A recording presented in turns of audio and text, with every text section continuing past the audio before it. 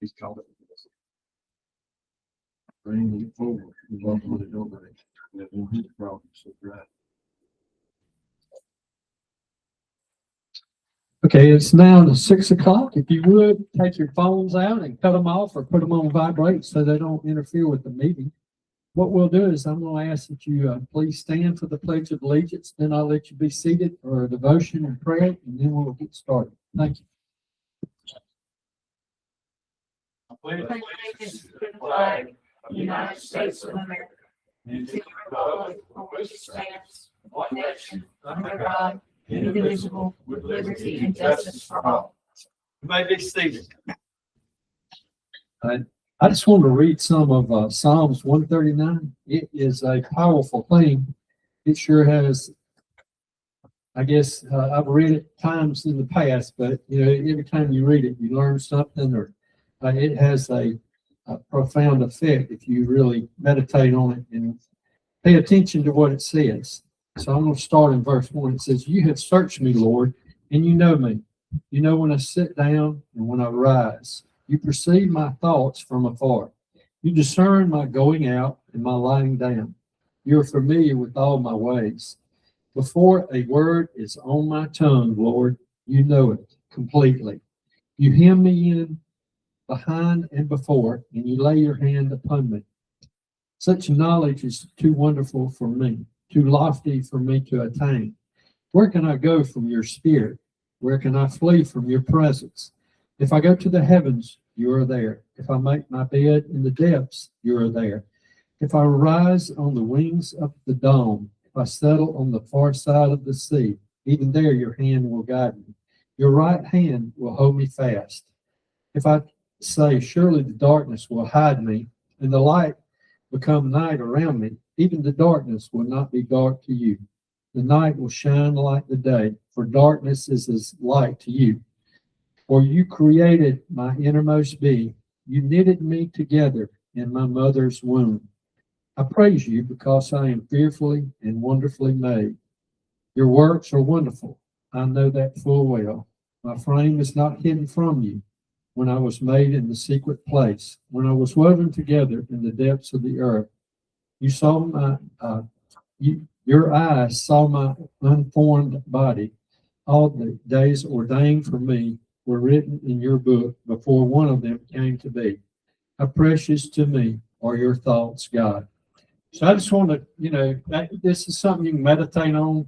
I sure at times forget that because I think God's a far piece from us, but he's right here and he knows everything. So he is definitely in charge of what goes on with us. So let us pray.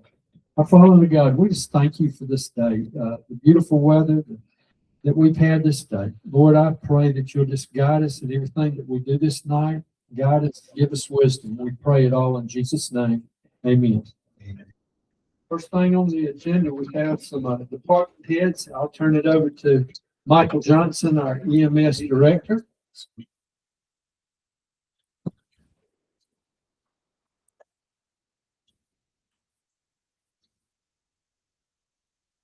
Good evening. Last meeting that I was here to report, told you guys we were soft in November. The shutdown, the government shutdown, we had withheld because of some issues it was going to create, and so we did get that deal. We were light in November with $63,000 in cash. December was $225,000. Sorry, I'm sorry, it was 225,101.44. So $225,101.44. Had 373 calls for the month of December. And then so that brought our year-to-date totals out to 4,420 calls, 4,420. And year-to-date total cash just from patient revenue for 2025 was $1,373,059.24. Okay. Any questions for Mr. Johnson? All right, thank you, sir. We appreciate it. And next we have the interim fire chief, Malcolm Tyson. Good evening, Commissioner Chair. Just bring y'all up to speed, closing out last year. with our statistics, kind of give us an idea. Of course, we're tracking these every month. Our call volume overall in 2024, 25 is down by 40 calls, which is not out of the ordinary. That's a light trend. But with December of 25, we managed to end out on 45 medical calls, 7 traffic crashes, 6 brush fires. In total, we had 78 calls for service in the month of December, which was unusually light. Considering the recent few weeks, the trend is back up.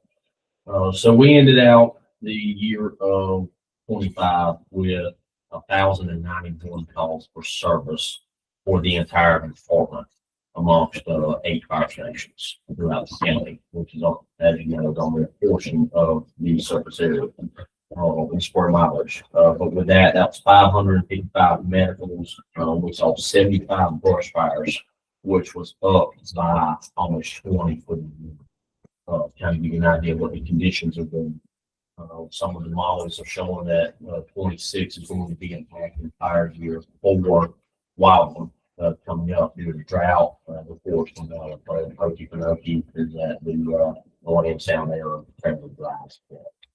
With that being said, so we're on trend for the year, but we've been busy here recently.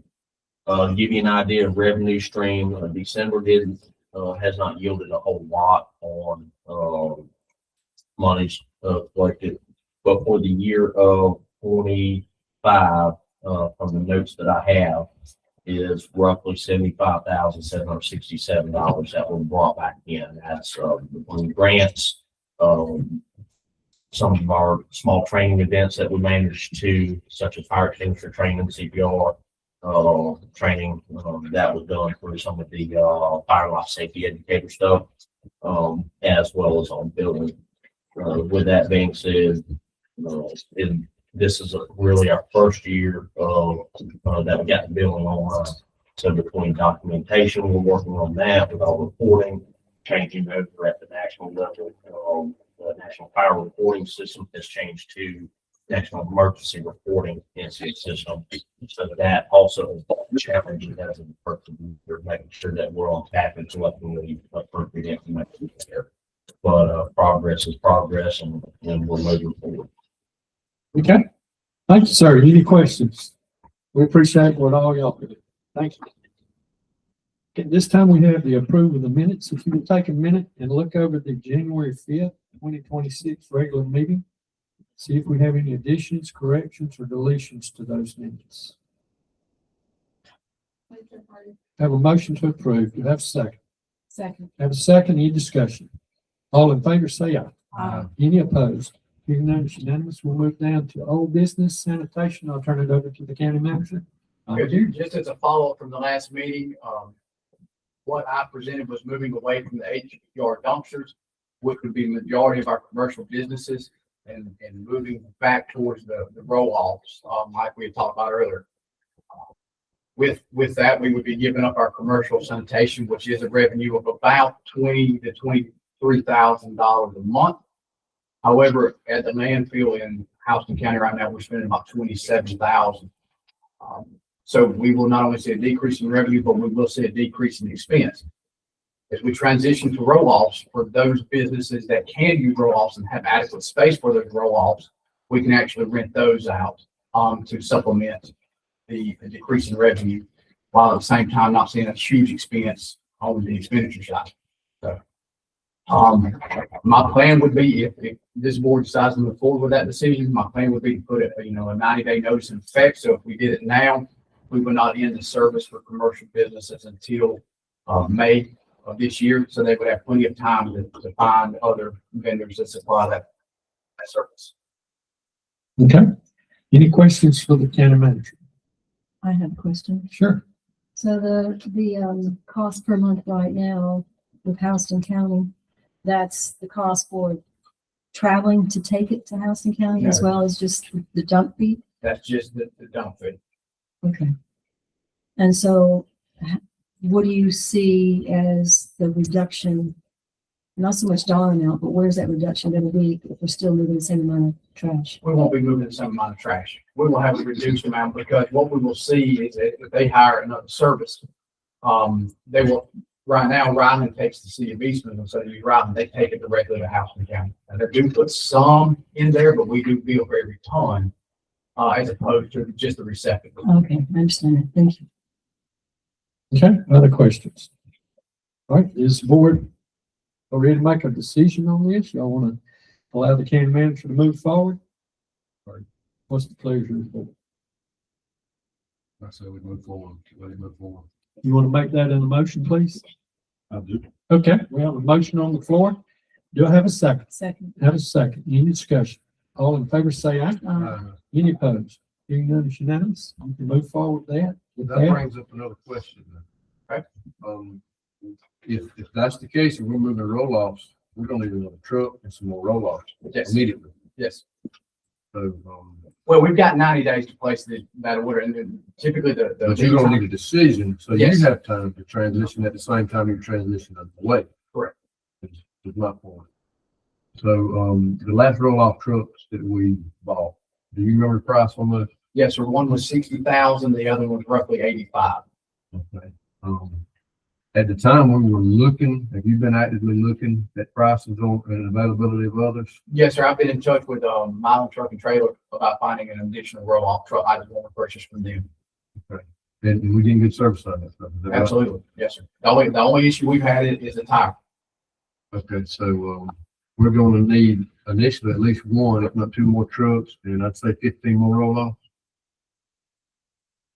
Is that I enough? think that's an adequate amount of roll-offs. The question then becomes, and this is what I'm waiting on some information, is the size. Because, right now for our man sites, we've been doing those 30 cubic yards because of the height. Mhm.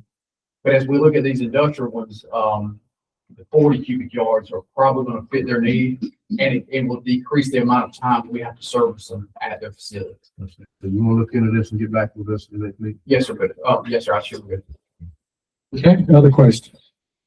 All right, we'll move down to the drug task force bank account. Yes, sir. So at the last meeting, y'all did approve a new bank account to be established. We have done that, and we also put Kyle McNeil, which is the GBI agent that has been attached to the drug task force. However, he did bring to my attention, he would also like his grant coordinator to be added on there. And so we need to put that in a minute, so just to get that approved at the bank. And her name is Ama, A-M-A, May, M-A-Y. So we just need a motion, a second, and a vote to make that happen. Okay, we have a motion, have a second. Have a second, any discussion? All in favor, say aye. Any opposed? Hearing none, it's unanimous. That takes care of that. We'll move down to the new business, the approval of accounts payable. You have a list here on your tablet. If you have a question, I'm sure the county manager can answer it. Not he'll get you an answer this week, so we'll take a minute and look over those.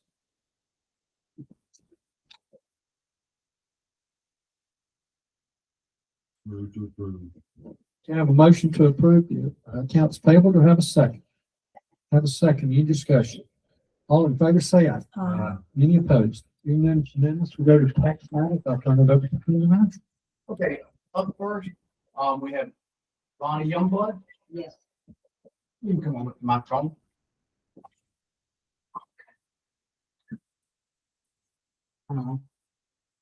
And, I believe we were working on yours with council. Unfortunately, I just put a chocolate in my. Got enough for everybody?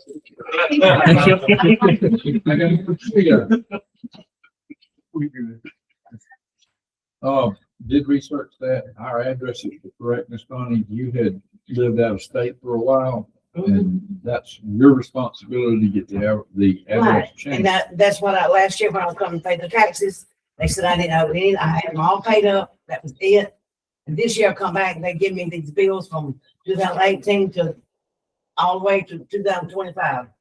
Yes, ma'am. And that's what they told me at the tax office, And and everything was paid. they were sent to your address, and Well, I never got them.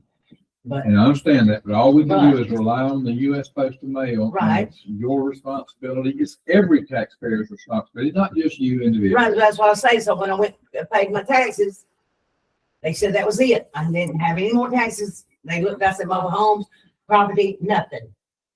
And then I get a bill that of the mobile home I sold, and I made sure those taxes was paid also before I sold the mobile home.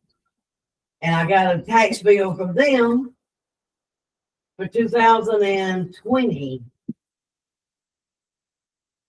I understand, but you have to And do it's been that. years since I sold the mobile home. Yes, ma'am, but you have to update that. They don't go out. I did. I had met with the assessor's office. I can't remember her name. It seemed like it was Diane or something. But I met with her and told her I'm not getting my mail. Understand, but all we can do is rely on the addresses as they are. We did Okay, not see well, any the new change. owner, he's not getting his bill either. Well, I understand, every time somebody sells something, be it a mobile home or a piece of property, but a piece of property, there's a process called a property transfer, or PT1 or PT61. Right. That is how it gets transferred for land. When you do a trailer, it is your responsibility as the tax holder to take it to the assessor on the day of the sale to get that change. We did everything. We went through your office with, No, ma'am, Would you did not go through my office. to it was sell a lady trailer. that was out of your office. The taxes on the land were transferred to T61. Trailers are completely different. You did not go through our office to do the trailer. So that's why he's not getting his bill. Yes, ma'am. It's your So responsibility. what has he got to do to get his bill sent to him?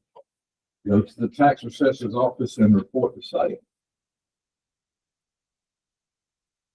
I probably had it found. I mean, No, and, I don't know. and I will tell you this, unfortunately. Has anybody at For the the tax- Board of Commissioners, I will say, our trailer transfers are behind. They're not being tracked as properly as the PT61.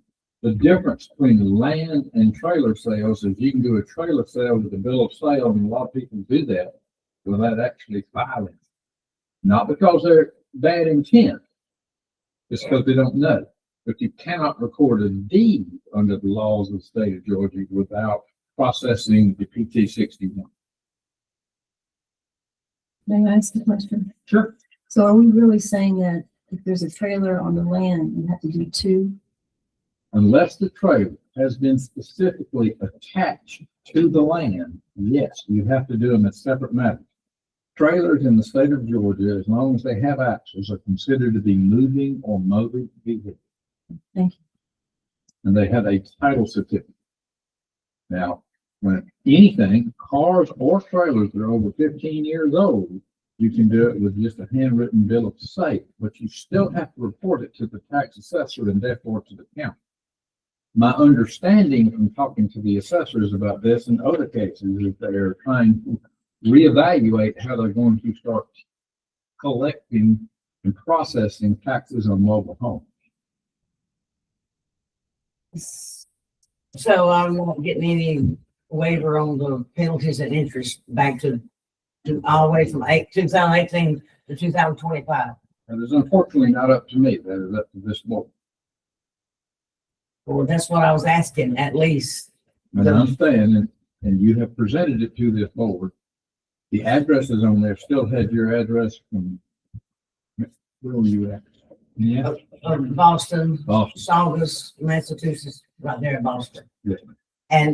But then I was back in Georgia and I went and met with one of the manager of the assessors. I believe that's what they told me. Well, And then it's still not straight. I said, they don't show that. Did you file a change of address form with the post office or anything? Because the bills you brought in and showed us No, when you came still had I- the Boston address. I on it. did with assessors when I was in Saugus. I told them to change my address. And when I got back here, I told them to put it back here in that PO box. But when did you get back here? I got back here in 2023. Those bills are from, you said a moment ago, in 2020 and before. 2018 to 2025. which meant they were sent to the proper address in Boston. I never got them in Boston, never got them in Saugus. I don't know. And all we can do is rely on the United States Post Office until we learn otherwise. Well, I'm still asking if you could waive the penalties and interest at least. That is up to this board. At this point, I mean, it seems like the county has not made a mistake, so.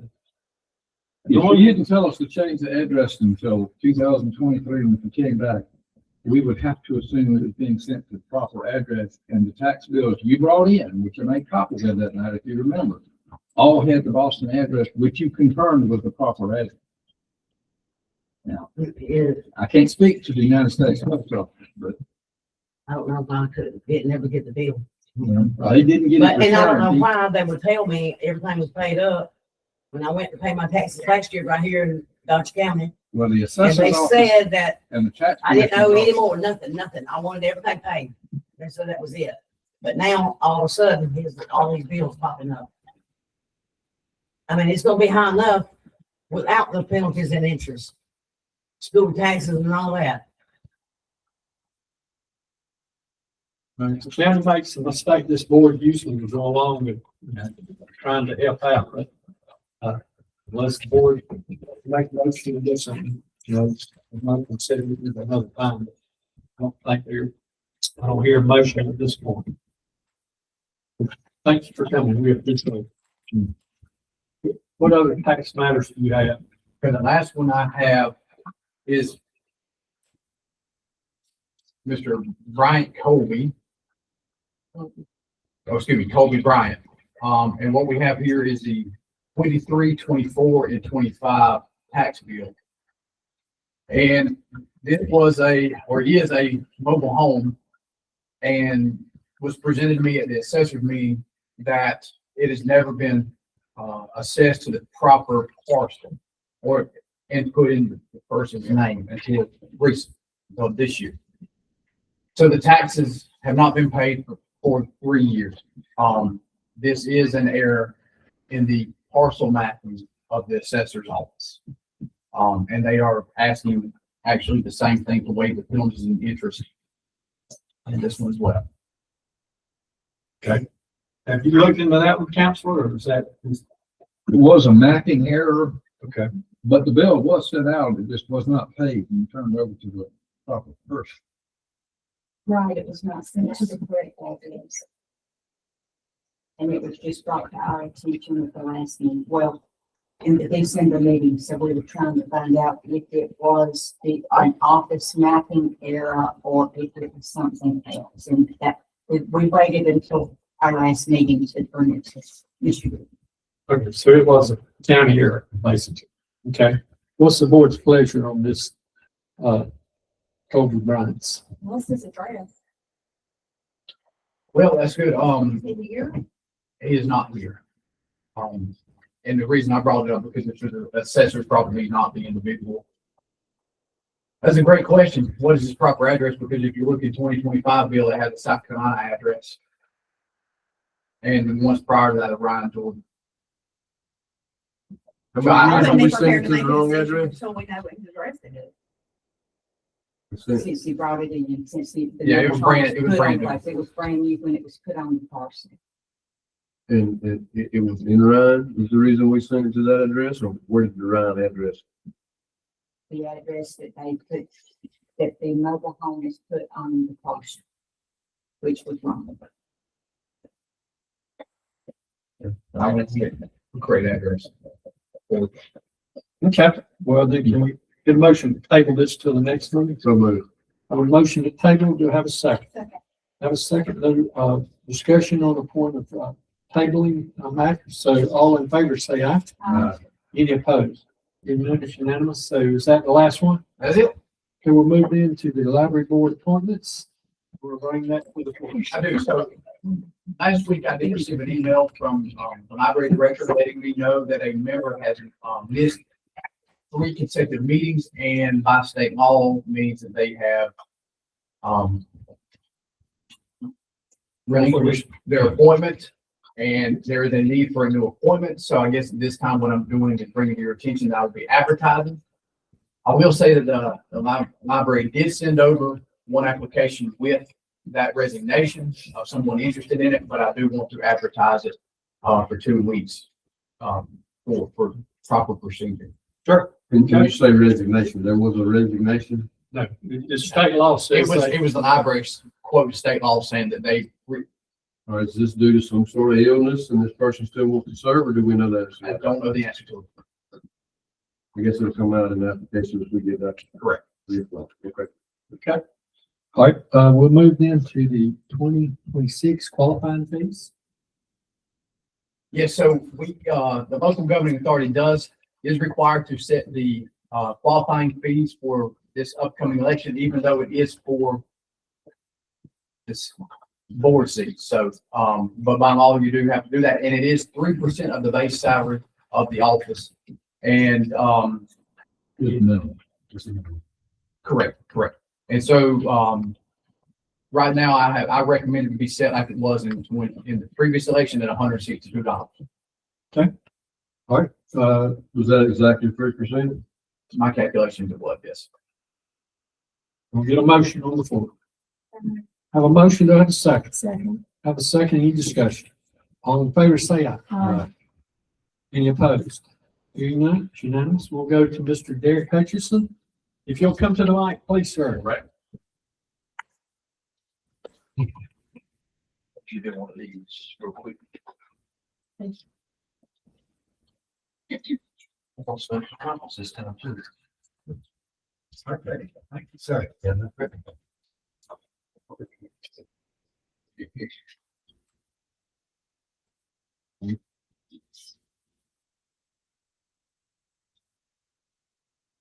I'll share one. All right,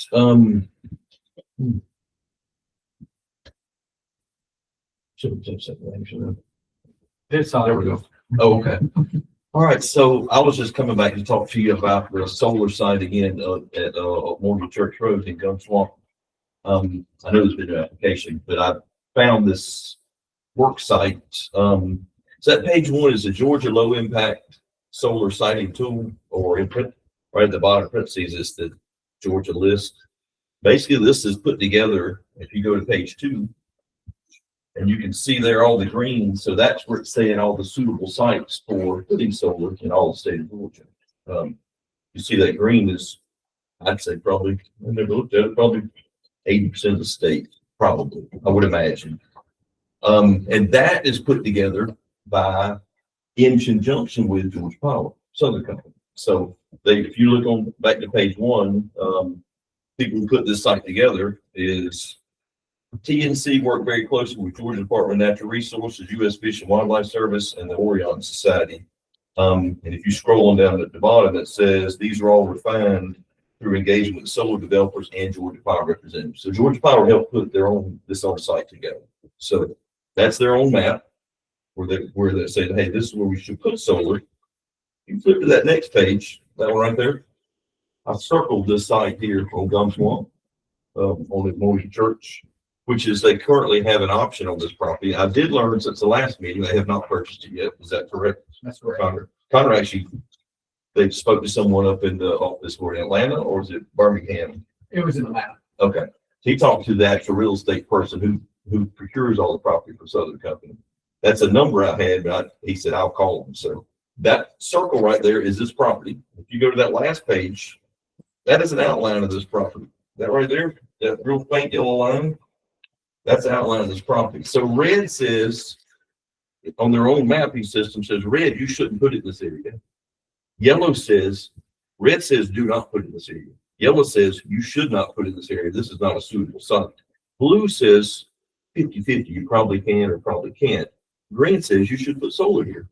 If you look at their own data, they shouldn't put solar anywhere near this 2,200 acres because there's only about 10 acres that says you should even put it there in green. And if you flip back to that page 2, I'm no rocket scientist, but they got 80% more in the state of Georgia that can put one in other than putting it in Gum Swamp. And in the uplands. County a bigger place for it. It does. So there's a lot of good places for it to go. And if you look real closely on, I'm gonna move, back toward these maps. And I learned this, but if you look back at page 3, this right here, all these little, you see those little, little houses on there, the little gray areas, that's all the sites they're considering. So this is where their own data, that's everything they're looking at. They Dodge and the whole, you can put on this site in the whole state of Georgia, tell you every site that they're considering, either be it by lease or with independent people bringing up the project. And this project has already gone as far, correct me if I'm wrong, Connor, or you tell me what you find out, because you know more than I do talking to George Powell. So I did reach out to Mr. Wood with George Powell. He is in the land acquisition department. And after just a brief conversation with him, I did find out that they do have a purchase option.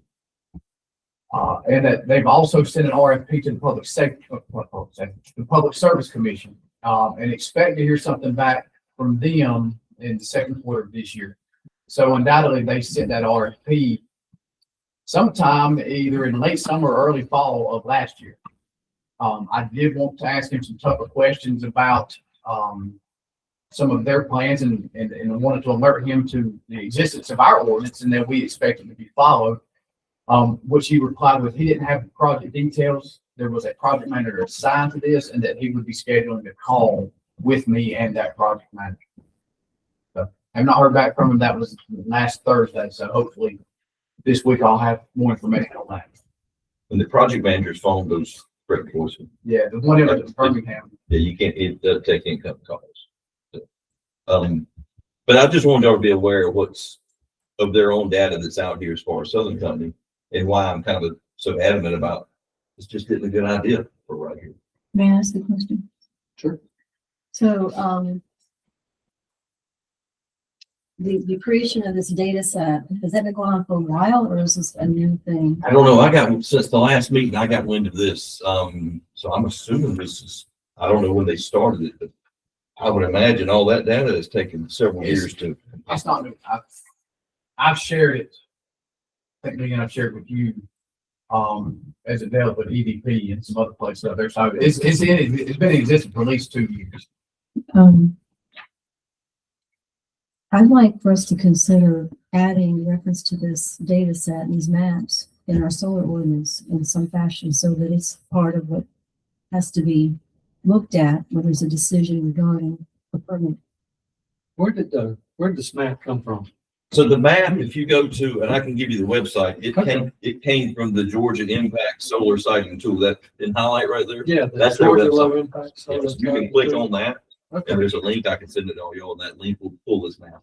okay, that's Or what you- I was curious. Yeah, about. you can pull it up on Safari or Google and type that in and it'll pull the map up for you. Okay. And then you can click on, and then at the top, it will say, what are you searching? And you can search Dodge County, Georgia. When you do that, it brings up, that's these smaller maps. That's Right, referencing right there. Right, Yeah, and this is just the ones that the Jordan company are, there's so many other Oh, correct. companies that are all right now in District 2. That's They're right. not down here. Yeah, this is just the Southern company that probably maybe have a lease. What would you say, Connor? Or an option or something? Probably an option. I mean, yeah, there's a whole lot more of this, but this is some of the ones that I didn't know there was a couple of these I wasn't aware of. So could we give it a few weeks to think about it and discuss whether it makes sense to put in the ordinance or not? The only thing I would say is if you did that, you'd be considering this a zoning map.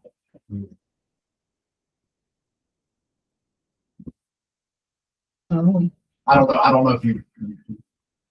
Damn. This isn't the end all be all for solar either, because Because, and the only I'd like to know what they're- is because you're using, Well, I don't know, again, and I think one of the issues would be you're letting Georgia Power own your area, so I think it needs to be, I'm not saying it shouldn't be a factor, but I don't know how you would. well, so that I'm just By suggesting. default, we would be saying the green areas are okay with us. If we said the red areas are not, and we don't even know what they're using for the parameters on the siding. Okay. If you look right there in the middle for solar suitability, physical land characteristics such as proximity to transmission lines, solar isolation, slope, aspect, existing land uses were assigned. And above that, it goes into the habitat suitable rankings for the gopher tortoise and the eastern indigo snakes as well as active riverline areas. So it's really taking in the environment as far as how does this thing impact that? Yeah, some of it's very obvious. This is following the river. It It's is, wetlands. it is, It's for wet, sure. you know, Which makes sense. And EP, you know, EPD's not gonna let them build in wetlands and whatever. Tractor. Unless they, Some of this other stuff, the yellows, I'm not sure what they're using. yeah, so unless they give them a variance.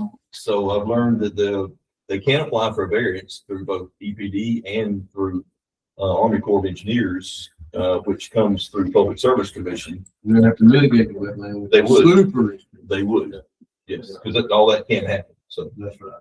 And I would also add that if it's not good for solar, it can't be good for a battery storage center. I think that was stated. Right.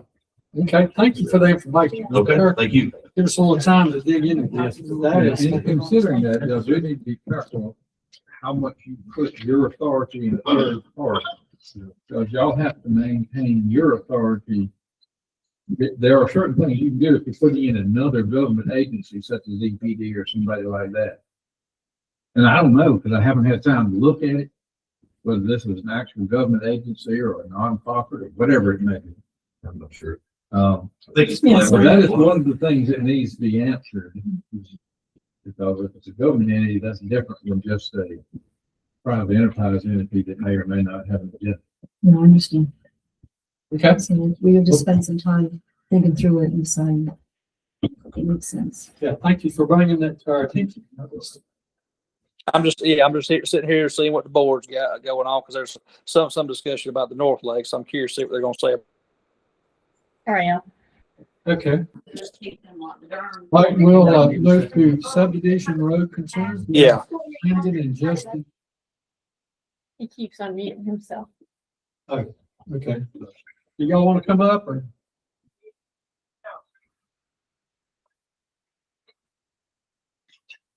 Good to see y'all again. Thank you. So I was here. The meeting. Okay.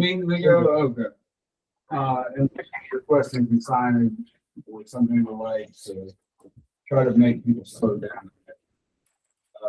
Here's a mock-up essentially of what we're thinking about.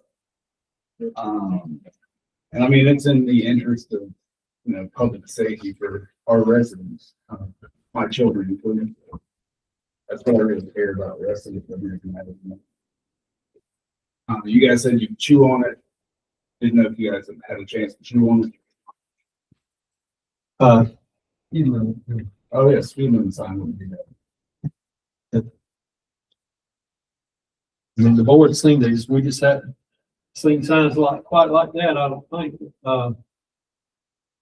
Who's this? We did. The board does. What's the speed limit there now? None. $41. Do what? Typically, if it's unmarked, it's 35. But there are no signs. That's correct. We got a real long entrance road. North Lakes Road. It's roughly 0.8 miles long and it's a dead straightaway. It's in place to see how fast you're going. I know there's some, in similar neighborhoods, what's the speed limit? You're saying no to speed bumps? I don't think we need speed bump. I don't fall down or tear up your butt. I'm okay with those. Yeah. Whatever you want to do, but I'd love to have some speed limit signs up there, so have some basis of somebody up there that miles an hour. Do we have a typical in a neighborhood such as that? What's our typical speed limit? 25 to 30? 25. So and that is also the policy for speed humps as well. Between 25 and lower. Yes. Yeah, that's the only reason we wouldn't put a 25 mile speed limit in this neighborhood, just similar in another neighborhood. I'll make some motion. And also have some slow children at play signs, not necessarily need a vote on those because I put them up as requested, so I can put them up on the sign. It's just a generic one, right? It does not have Jeffrey's picture on it whatsoever. So we could set, the speed limit for this instance road is 25 miles an hour, and you would put the appropriate signs, so there is a rule to how far you put them apart, beginning in the street, right? Correct. All right, we have a motion on the floor. Do I have a second? Second. I have a second, any discussion? All in favor, say aye. Any Aye. opposed? Yeah, I abstain. Okay, we have one abstention. Would you so note that, please? Okay, That's all I had. thank y'all for coming. We appreciate it. That was step one. Okay, all right. Now we got me. So, I'm gonna present our, petition from the residents and property owners on Norfolk. We're asking for the board, upon receipt of a request from somebody outside the county, attach or connect to the streets in North Lakes, the county streets in North Lakes. And we have safety issues about it, and everybody in the neighborhoods not in agreement that we should allow, especially a large subdivision that's in consideration close by, to dump traffic from 100+ homes onto our streets. It's going to impact safety, it's going to impact the characteristics of a nice place to live by doing that. And it's going to, we think, it's going to have a negative effect on our property values if they were to do that and not open it up to that much traffic. So we're just asking that the board consider if and when you receive a request for connection to North Lakes or Wood Lakes or Dogwood, or, you know, 4 or 5 streets in the neighborhood, just tell them no. Let's keep the, you know, the integrity of our little neighborhood that's been that way for 30 years. And we don't want to see that change. And that's what our petition is. So we have everybody on the 2 pages of this either lives in the North Lakes now, or as a landowner in North Lakes. There's some that say vacant lot. But we had nobody say no, they don't want to sign this. And everybody who asked to sign this. So it's just a request that we're trying to head off problems in the perhaps near future with that new subdivision that we're putting in next door to us. Okay, well, thank you. I don't Any know- questions? Yeah, I don't know if this requires a motion or anything. All it is something that we want to consider. Okay. In case of future report. Well, thank you. We appreciate you coming. Have a good evening. Yes, sir. Okay, we'll move then to, we have Mr. Brian Stuckey here, request, talking about de-annexation. Yes, sir. Good evening. The annexation is not what it seems to be. I represent the golf course. 20 to 30 years ago, or certainly a long time ago, the board at that time requested to be annexed into the city of Eastman. The city line runs by the railroad track, and the golf course is on the other side of the road. For some reason, they wanted to get all the free stuff, and so they requested to get annexed in. They did. Last year, we had a new board come on out at the golf course. I'm the secretary as far as looking into our expenses. Notice that we're paying about $2,200 to $2,500 a year in city taxes. We don't get any city water, city trash pickup, city sewage, nothing. We get a police car right through the golf course maybe once 6 months. So we went down to the city, requested that we de-annex it from the city back into the county. Let's get the county taxes like we always do. Their form requested that the board, y'all agree to go along with it, accept it.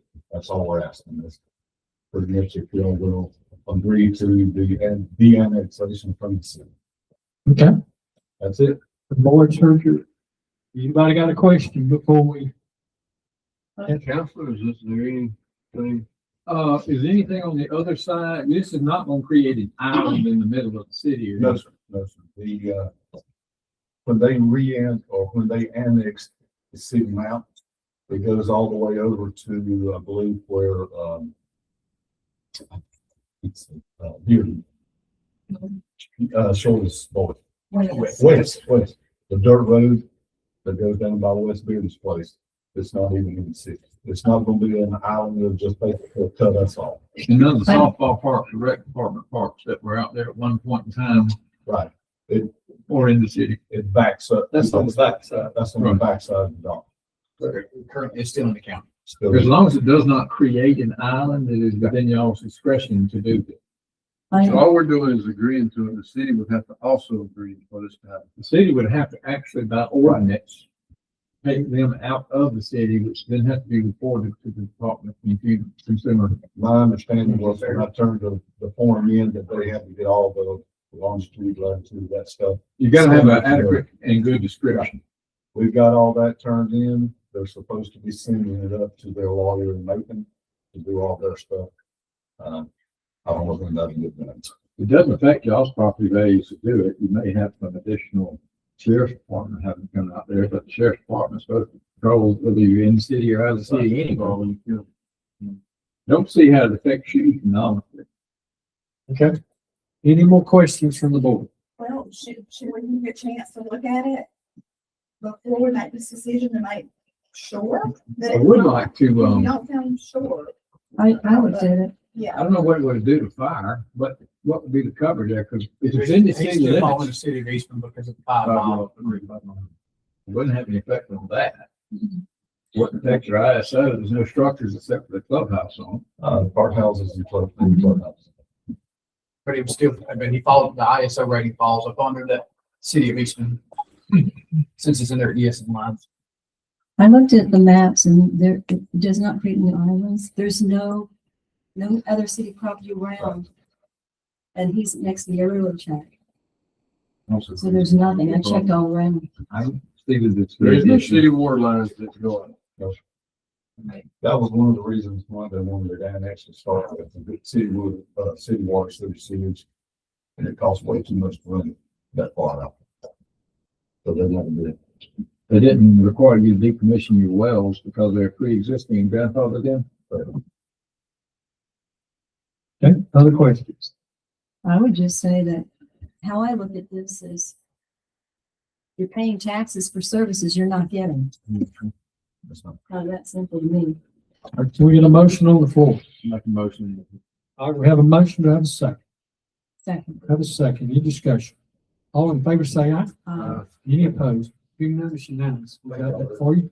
If we move now to the Dodge County Fire ISO rating, I see we have a pamphlet here with us, so you might want I'm gonna speak on it just a minute and I'll let Malcolm touch a little bit on it, but just to let you know what's going on, we have received some concerns from people throughout the county about the increases in homeowner insurance and how it relates to economic inflation, but also how it relates to ISO ratings. And I tasked Malcolm with getting some answers. I know that he has some better information directly from ISO than I had. If y'all recall that the county is a 55X. There are some areas in the county, that don't get that. Some areas in Black Bottom that are more than 5 miles from a fire station. But some of the properties that we have discovered were closer in proximity to the stations, and he has done a fantastic job on the report that you all have of identifying what those are. But keep in mind, when we say that the county is 55X, that's only including the areas that are covered by Dodge County Fire Department. That didn't include the areas covered, say, by Chester or by Chauncey, Milan, City of Eastman, so things like that. They have their own ISO ratings that are in their boundaries. So that is some of the issue there, especially when we just talked about outside the city limits, right? So in the service delivery strategy, it has agreements for covering 5 miles outside of their city limits. So with that said, Malcolm? With that report, highlighted about 10 different, pieces of information to further just kind of define it and streamline it.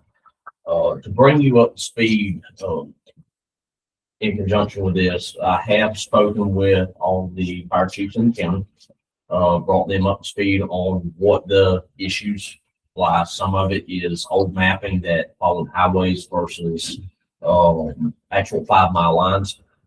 Some of it was actually, the maps that were not, updated when we were evaluated by ISO. The benefit of automatic aid agreements, and we do have some in place with some jurisdictions, others we are working on right now, and in talks. But the automatic aids only apply if they are present for the evaluation. Some of these discrepancies actually happened prior to the merger in 2022.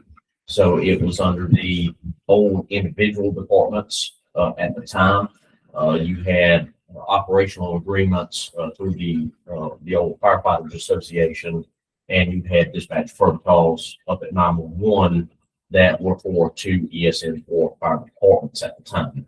So automatic aid agreements were not really a documented thing at the time unless they went the extra step to put that in place. So it has to be available at the time of evaluation, and you have to show 12 hours of joint training between those agencies each year to get full credit for that automatic aid.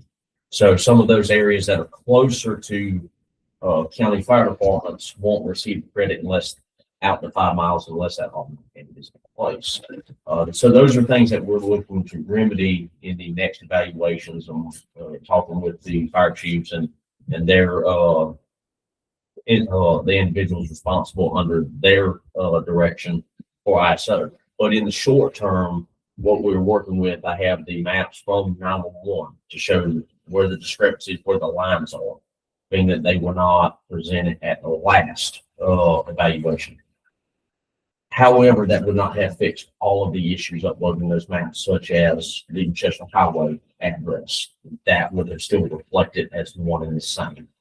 So in speaking with Pamela Ainsworth, who is our field representative, we're working to remedy those areas and present the corrected maps to bring those individuals within a protected class. Bring them out of the 10, they'll be within 5 road miles. Again, as manager was talking, not everybody's going to be covered. Areas like Black Bottom, there's small holes throughout the county. There's areas out 341 towards Elkins Road. These places are still going to be uncovered because there's not a fire station within 5 miles. So that's going to take work.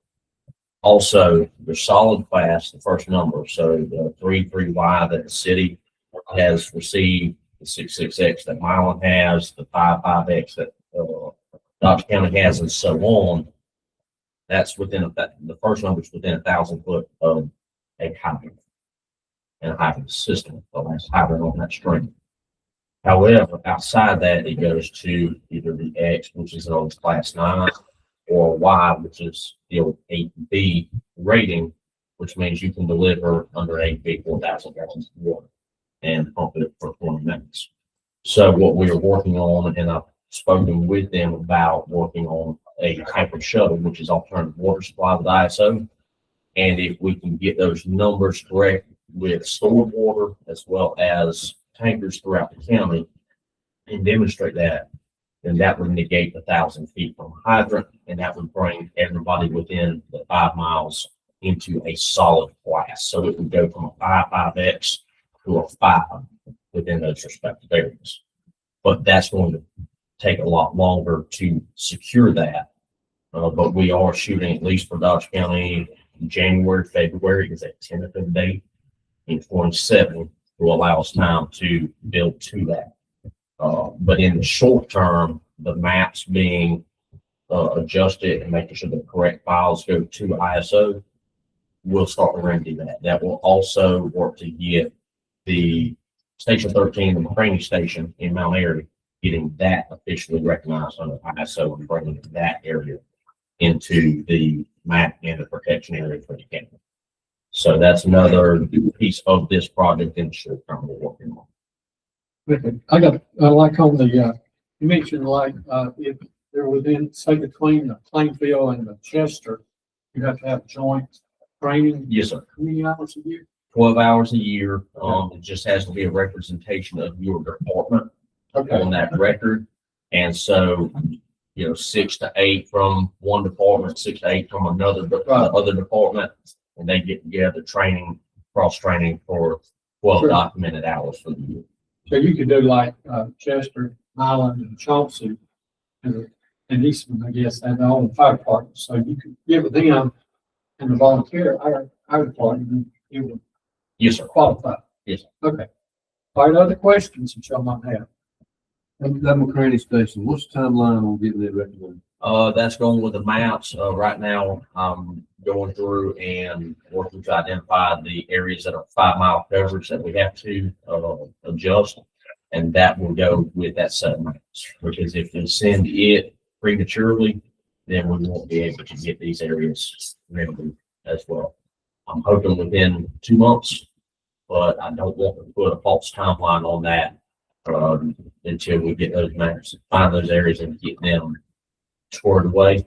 But that will go hand in hand. To get it there. We're just using that for an example. I know of a lot of houses that were previously uncovered Yes, sir. that will be. Yes. How long before they see a benefit? Do they have to contact the insurance company and request a change? Because if they just go with the status quo, their insurance will be the same as it was last year. Is that right or wrong? It's going to be the same as before. So traditionally, it was twice a year that ISO published the results across the country in their database. In speaking with Ms. Lucille Griggers over at Eastman Insurance, which is actually where a lot of this originated questions wise. She's been very helpful in getting representative addresses of everything that we found. It will take effect when their renewal comes up, not before, unless they were to cancel and rewrite the policy. So for somebody that's not in escrow for a finance property, probably a fairly easy task. But if you're dealing with escrow and you're dealing with payments and your mortgage, that's going to be a little more of a difficult task. So by next year, the savings should be apparent and they don't have to request it. It should be automatic. That's what it should be. But I cannot promise that that's going to be the case. And the reason I say that is right now there's 2 residences that were identified on Sweet Home Church, about a 1/4 mile from each other. That area is a 6X or a class 9, and one insurance company is showing a 6 solid, and the other one is a 9 solid. Unable to make it make sense because that's within the insurance company's databases that is being seen. So, And I want to add a point. We can't see ISO maps. They're not available for consumers, only to, from my research, it's only available to insurance. Then how do we know that they're correct? so if I can add on to that, a little just piece said of he that, couldn't see them either. Who can say? or, right, for individuals like Mr. Barrett, they're going off the database. We do have a portal for the fire department that I can access and reference to make sure that the lines are correct. And that actually is a piece of the information that led to this information. So as we get that loaded and get it correct, I'll be able to verify one and the same. All we have is that letter that ISO sent us, And saying this is your rating. and part of this mapping is to also go out and look at the last addresses on that road to see what the final one is and help hopefully streamline that information.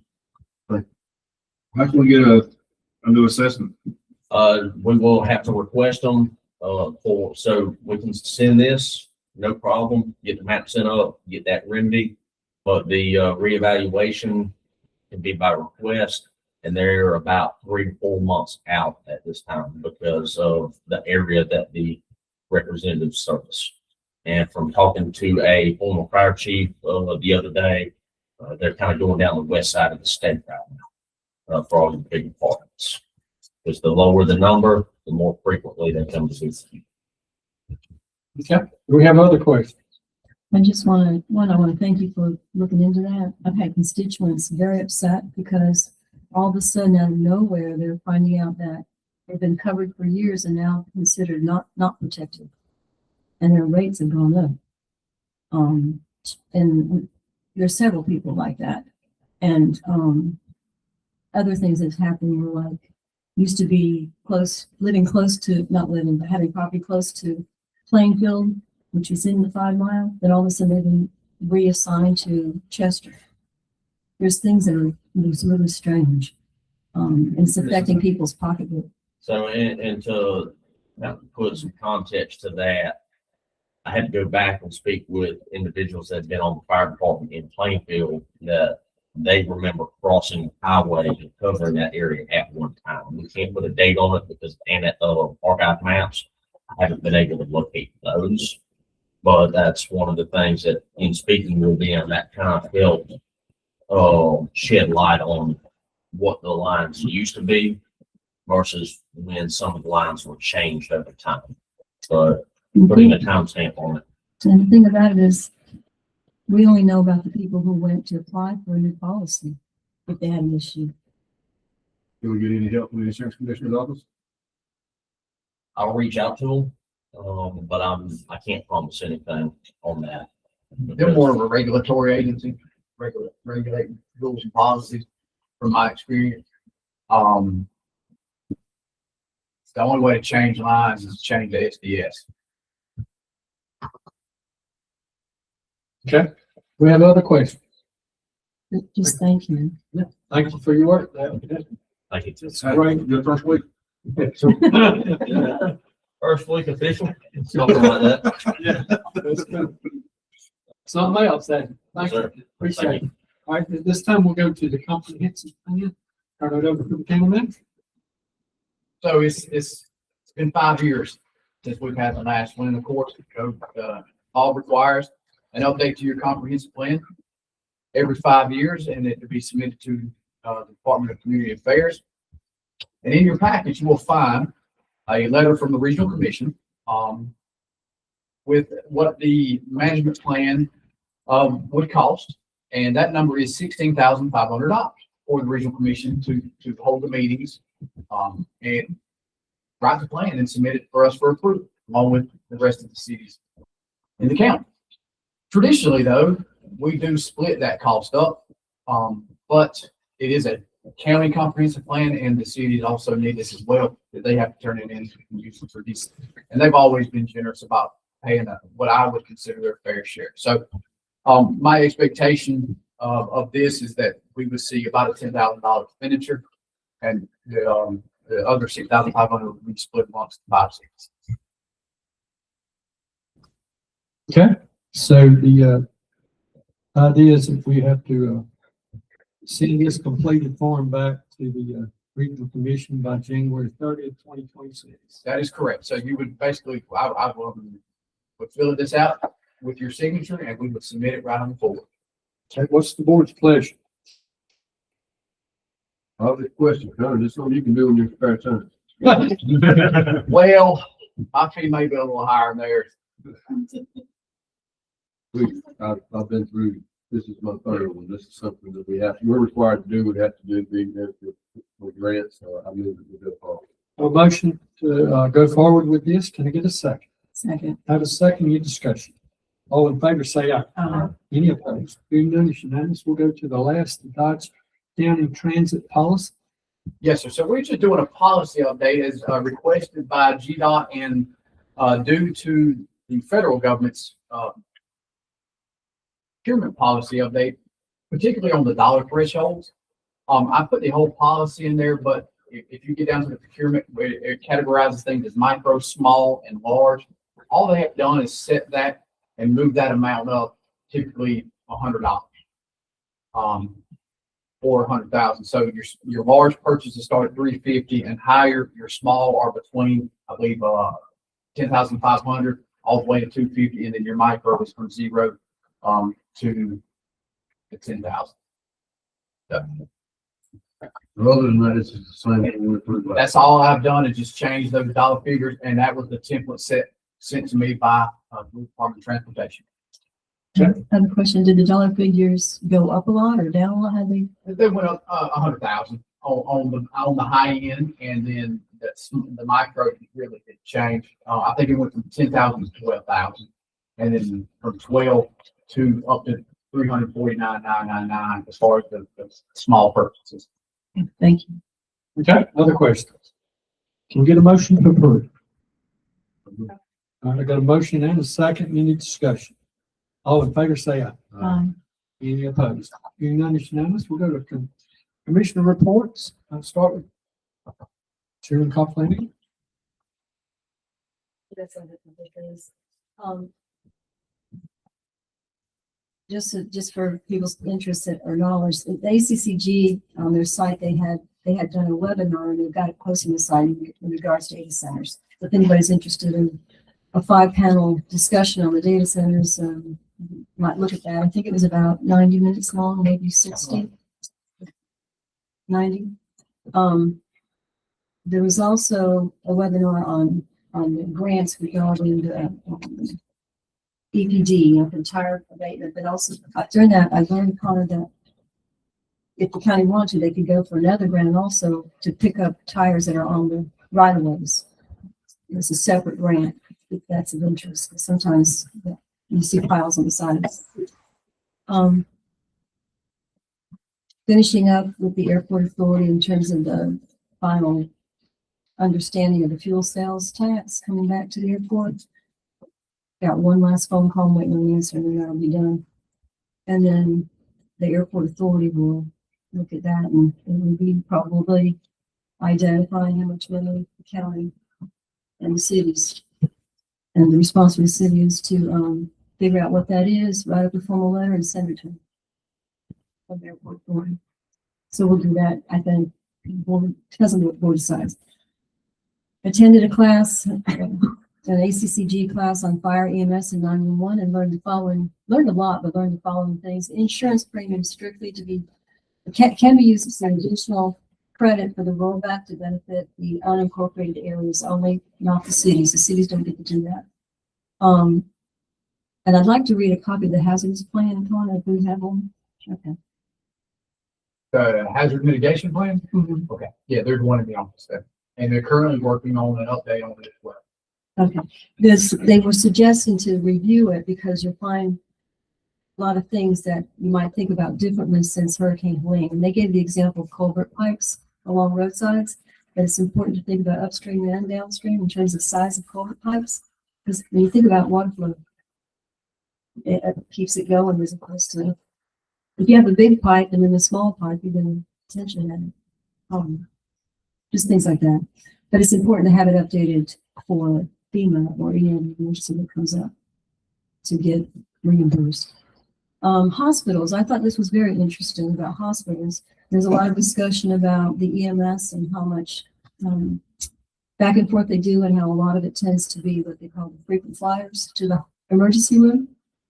And I think I heard something about that here in some meeting, but anyway, they said that hospitals are not required to have an emergency room. You can have a different way to have an emergency room, but without being attached to the hospital.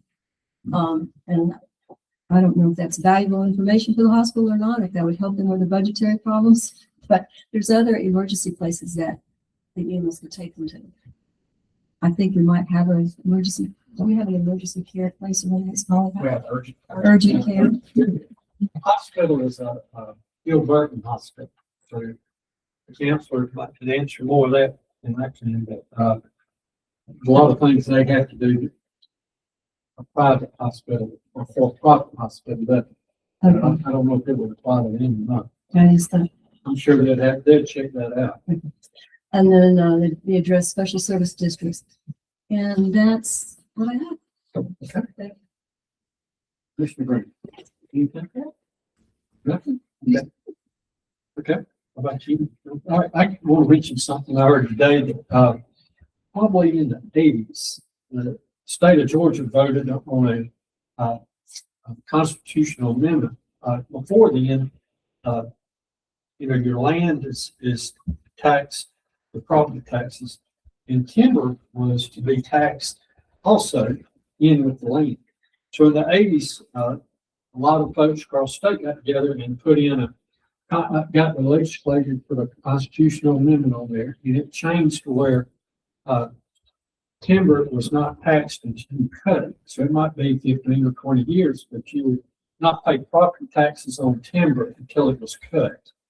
And we pay 100% of the value of the timber, based on the millage rate. Well, understanding is there's going to be a bill introduced into the Senate that would eliminate that. So I'm just saying that we might want to be aware of that. A county like Dodge, I mean, it's one thing at the time my uncle I worked for had timberland, and it made a big difference to be able to pay the tax when you had the income coming in, like with the storms. A lot of our timberland sustained this last storm. If you pay taxes for 15 or 20 years and then it got destroyed, you just lost that. But when you can pay the tax when the timber is cut is a help, but to eliminate it totally, I don't know what that's going to do to county budgets. So I thought y'all might want to try to pay attention to that, see what happens. That was a Senate bill. I'll get there. Oh, I'm sorry. Well, we'll turn it over to the county manager. He seems to know about this a little more than that. This is an exciting time because legislative means long county manager reports. So, kind of to sum up what Chair was talking about was the House leadership's top priorities is reducing property taxes. And specifically, no legislation has been introduced. The Speaker has made it a personal mission that he will work on eliminating the homestead property tax statewide. And to follow up that is House Resolution 1000. And what it is calling for is a constitutional amendment that would exempt ad valorem taxes paid on timber cut and sold that is in the FLIPA, Forest Land Protection Act. So it does have to be in that if it is going to be exempt. And ACCG is negotiating with that. But that's a House bill? That's a House Okay. resolution at this time. Okay. But here's the other thing. It also requires the state to reimburse part of the tax loss. They also said that With the TAPT. with the car tax, that didn't happen. But Senate Bill 382, this bill repeals the opt-out provision from 581 and makes the floating homestead apply to all county, city, and school property taxes. It also allows floss to be an option in every county as opposed to how it was previously with people on the brief or entities on the brief. And the ACCG is evaluating that bill as well. House Bill 964 exempts motor vehicles owned or leased by volunteer fire departments from TABT. The bill also creates a sales tax exemption for personal property used by volunteer fire departments when the property is used to provide fire protection or other emergency services. So that's something to keep in mind. House Bill 868 requires counties to provide health insurance to retired constitutional officers who are between the ages of 55 and 65 and have served at least 16 years in their officer capacity. Also their spouses and their dependents. The county should pay 75% of any premiums for the officer, the spouse, and dependents until the officer reaches the age of 65. ACCG is opposed. House Bill 915 authorizes non-sworn citizens, otherwise known as civilian community responders, to assist law enforcement officers with investigating traffic accidents and property crimes, also educating the public about state laws and local ordinances, and searching for missing persons. It says cities and counties are authorized to employ CCRs for purposes of reducing or replacing sworn law enforcement officers and setting minimum standards for their employment. And ACCG is neutral. House Bill 967 authorizes the Georgia Criminal Justice, or CJCC, to establish a grant program to provide financial assistance to law enforcement agencies to equip motor vehicles used by peace officers with bulletproof components. Grants are obviously subject to state appropriations, and ACCG is in support.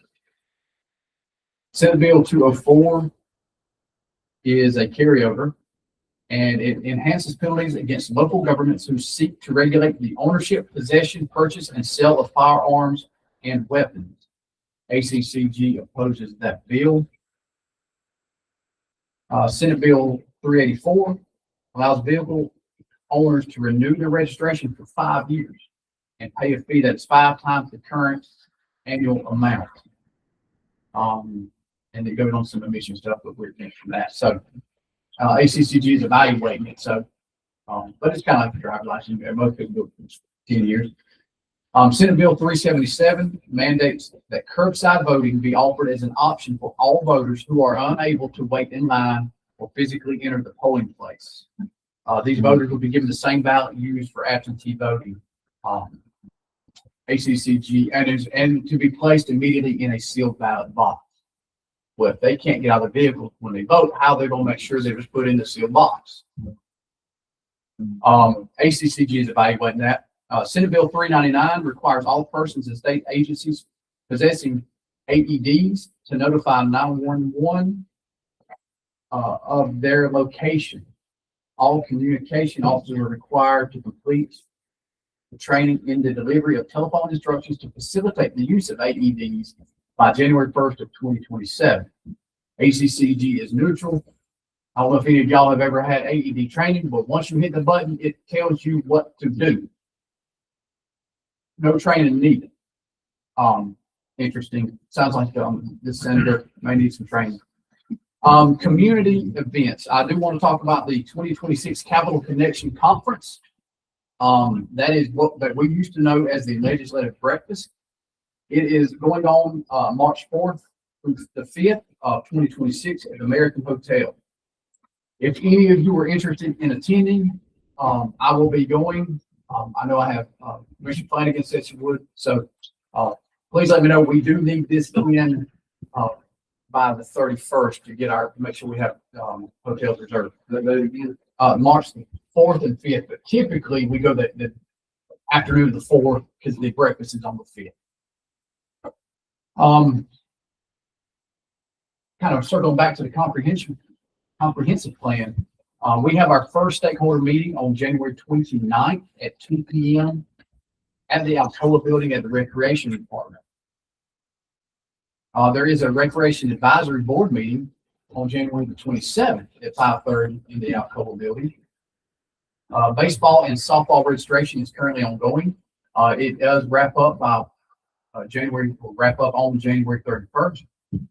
And currently at the Recreation Department, we are still awaiting the materials for the roof that was approved last year. And right now they are doing field dressing and Commissioner Jones and I have been out there and it looks very, very good. They're moving along. We're also have worked on the gym lobby. The floors have been painted. The walls have been painted. Once the roof gets on, we will begin working on the restrooms in the gym. And then also replacing the toilets in the gym too. When they put them in, they put in the commercial grades, and it was funny. The only buildings that have the commercial grade toilets is the gym and the Alcoa building. The problem we have there is they're great when you have a municipal water system because you have a lot of pressure as opposed to well water, which is what we have. So when we do, and they're more expensive to purchase and to repair. So as we go back, we will be putting in toilets with the tanks. There is an ACCG webinar over property and loss tax reform on actually tomorrow from 10 to 11:30 a.m. If anybody's interested, I will be attending that. And then also Friday, I will not be here. First thing in the morning, I'll be here after lunch because I am participating in the career day at Dodge County, telling every high school student why they want to be county manager. Okay. Do we have any questions for the county manager? All right. At this time, we'll go to public comments. I'll start with Mr. Warnock. Yes, sir. Okay. Gary brought in some good information a while ago as far as the solar farms. And I know we've been over this a bunch of times, but I am going to ask the board, according to our attorney, y'all can limit the amount of solar farms within the county. I'm asking y'all to reconsider and try to put a limitation because we know this is open. You have low hanging fruit from all solar companies. When we know zoning, it's low hanging fruit. Second thing I want to talk to you about is your water project up in Empire. It's not our project. Well, it will affect Well, everywhere from this side. from what of I understand, the Grayson. last meeting I went to, that is a dead project. It is dead. Yes, so what next? Okay. All right, now we're gonna talk, I want to talk about the data center. We I don't know- have a data center. Sir. This is our meeting. I'm trying to keep it brief. We've been here now. I'm just asking, What's the question? okay, I know that there's no application been put No, in. listen, a data center ain't coming to Dodge County, okay? We don't have power. There's no power. It's not feasible. Georgia Transmission has accepted the challenge to get the power there. They said they can have it by 2030. There's not enough generated power in the state of Georgia to put it there. But what we need to do is have a meeting, let people come and discuss Well, let's things make- that, well, we'll do that. But at this point in time, there is no physical way there's gonna be a data center in Dodge County.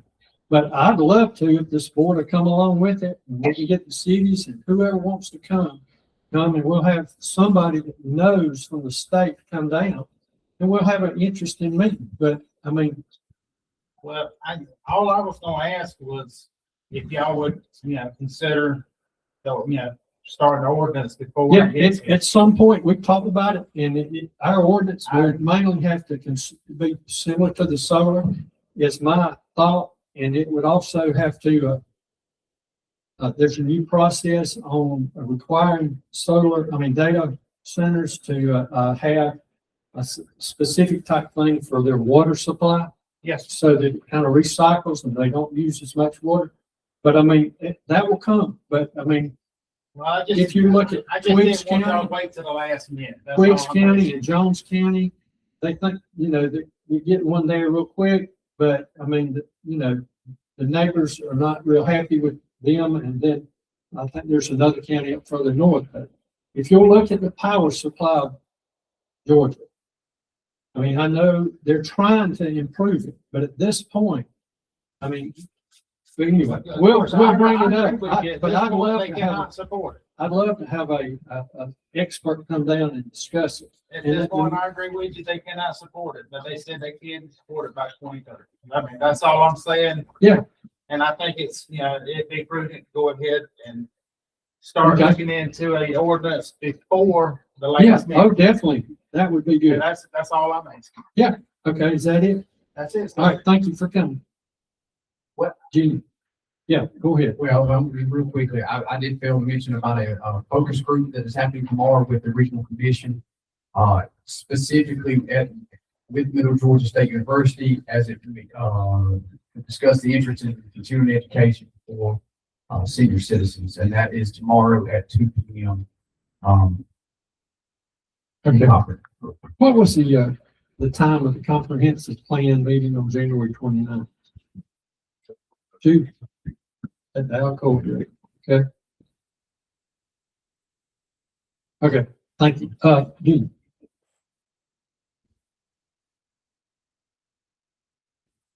Good evening. Just to let everyone know that the farmer's market this year, we will start off on April 4th, Saturday, April 4th. Our hours are going to change.